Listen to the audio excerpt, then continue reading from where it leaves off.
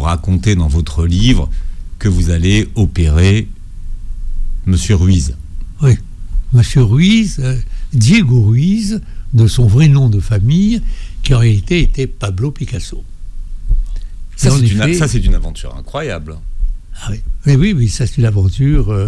Avant Internet, hein. Je dis ça parce que ça a fuité. En fait, ils avaient organisé cet événement. Ça a fuité et on ne sait pas comment ça a fuité, puisque Picasso a demandé que l'opération soit tenue secrète, et donc il y a eu tout un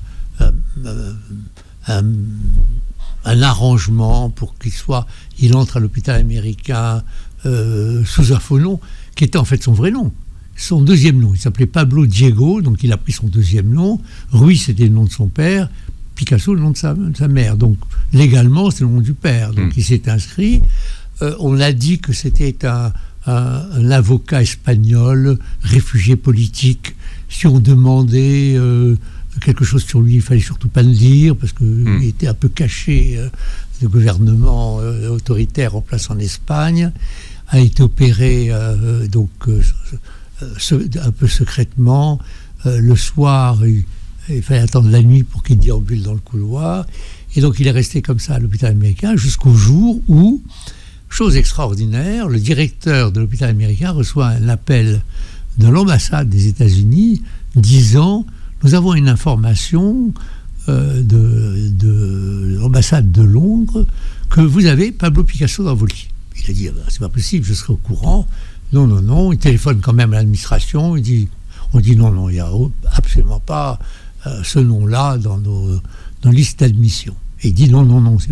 Et là, c'est Washington qui l'appelle, le département d'État, qui l'appelle en disant nous avons des informations pour dire qu'il a été opéré, qu'il est chez vous et que même le chirurgien s'appelle Jacques Epp.